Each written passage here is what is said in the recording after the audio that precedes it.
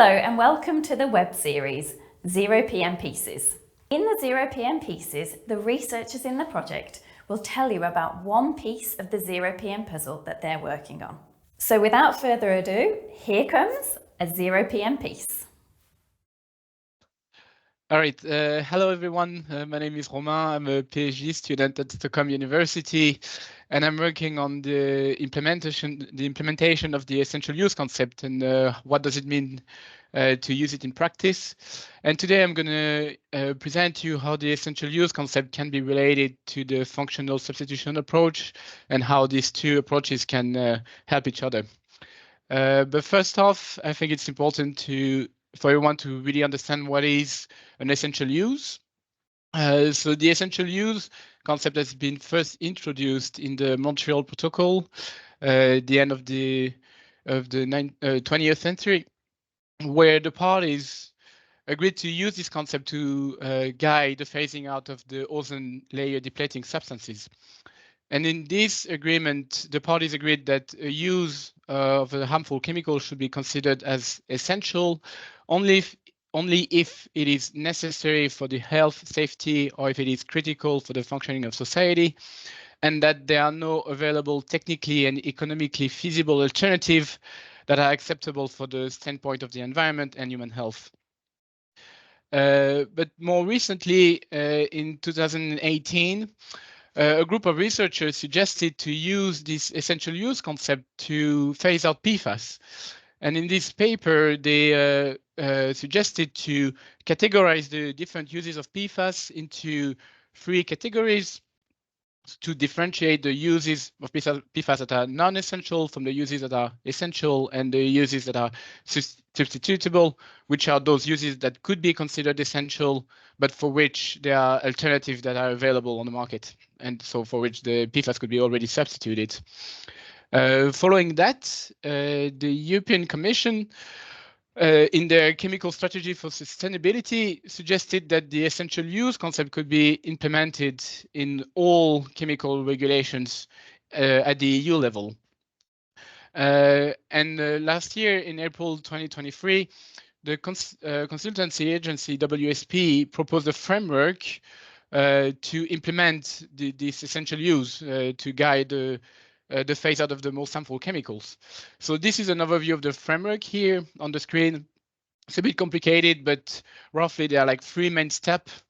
The first one is to scope the assessment. In other words, what's the substance of concern and what is the use of the system of concern? So how to define the use of the substance. Then once the use is properly defined, and then you can move on to the assessment. So to determine whether the use of the substance of concern is necessary for health and safety, or is it critical for the functioning of society?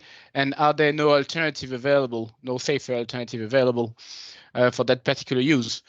And then then you reach to the conclusion that if the answer to one of these questions is no, then the use cannot be considered as essential. In other words, use is essential only if the answers to all those questions I previously mentioned is yes.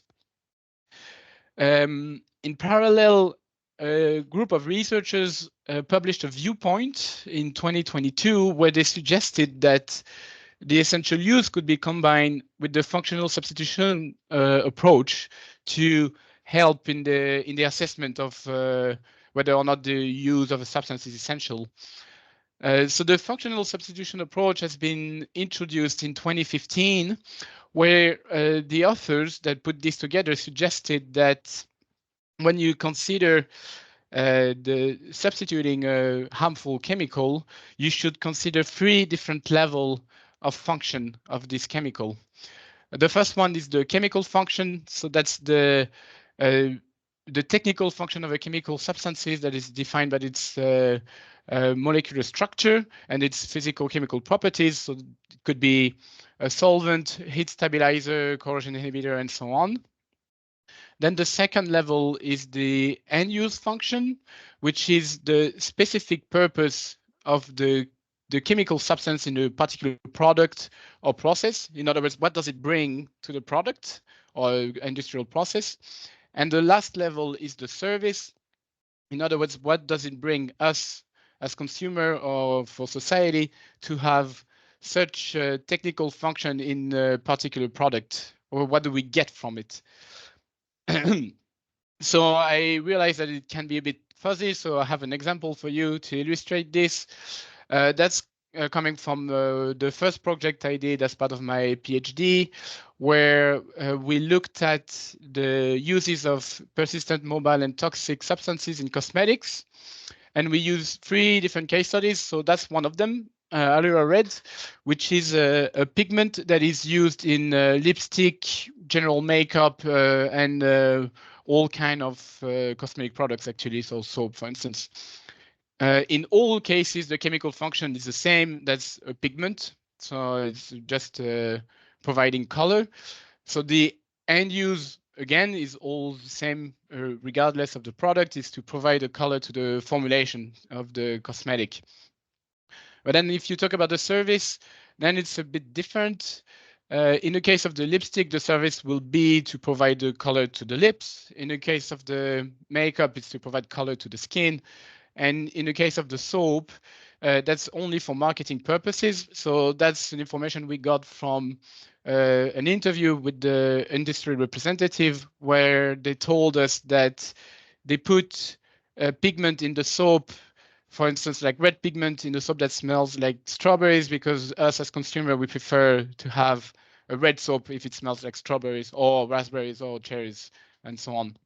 Prefer to have a red soap instead of a, I don't know, a white one or a green one.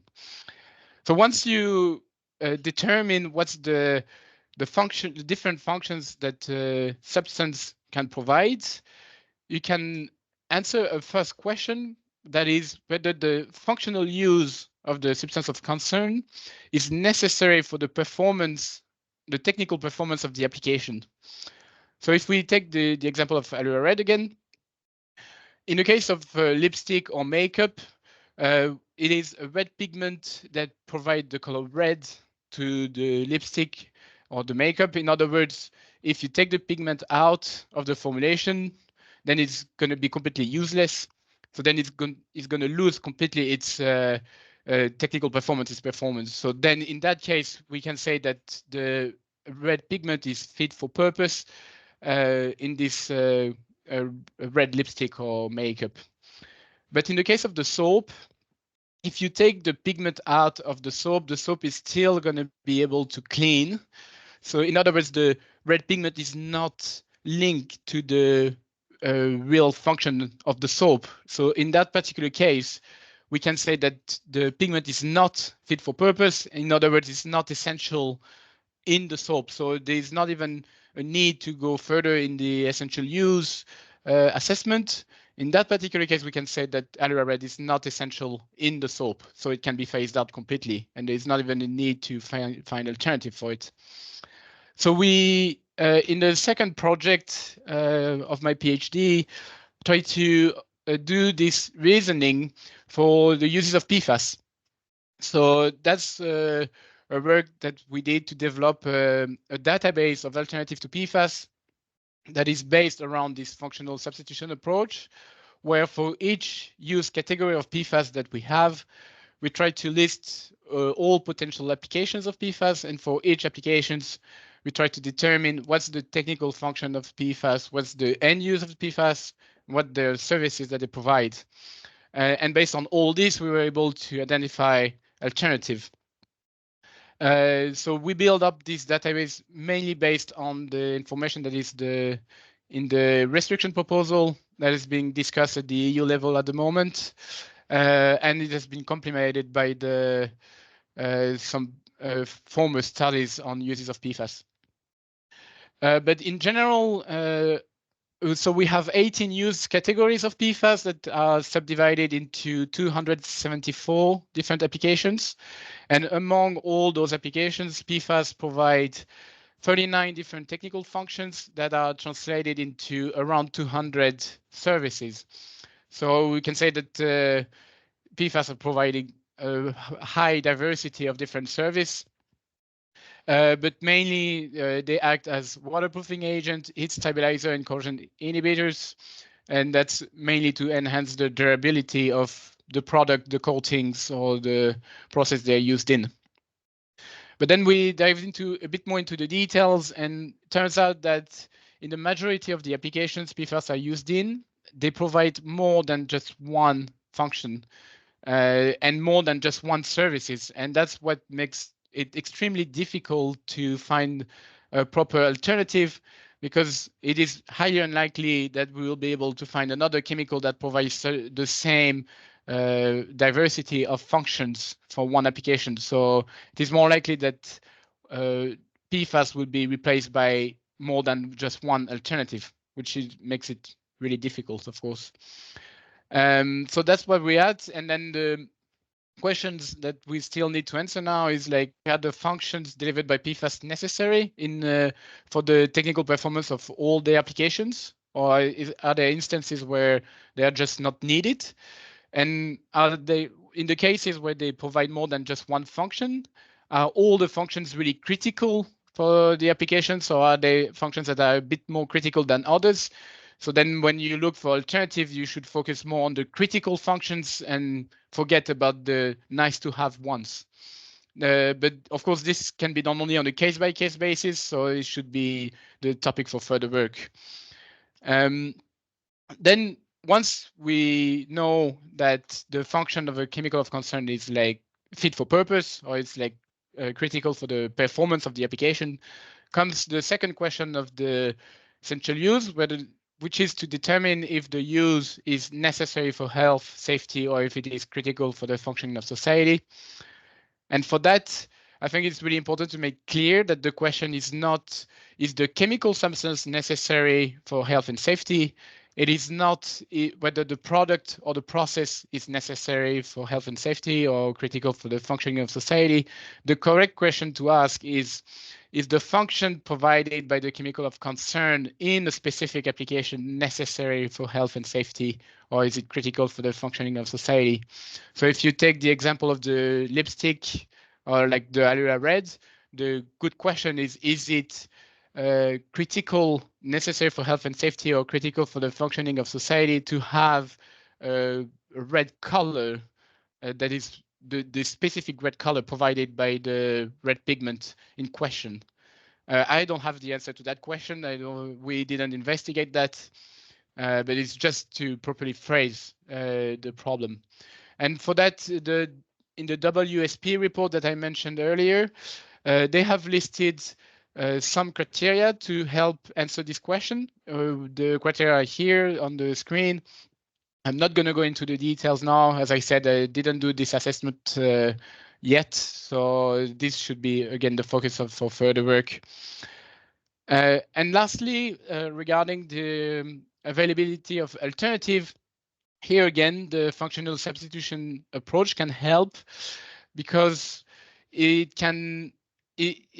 provide enough information to be able to identify not only alternative substances, but alternative products, alternative materials, alternative technologies, by having this differentiation between chemical function, end-use function, and service. Here I took another example, uses of PFAS in fluorinated gases. So I took the example of this tetrafluoroethane that is used in insulation foams. So this particular fluorinated gas has the function of foam blowing agent. It ensures the expansion of the foam, and as I said, it's used in insulating foam, so it's to ensure thermal insulation of residential and commercial constructions applications. So now if you focus your alternative assessment, if you look for alternative regarding just the chemical function, you will probably consider potential alternative substances like hydrocarbons like pentane, butane, or other natural gases like carbon dioxide.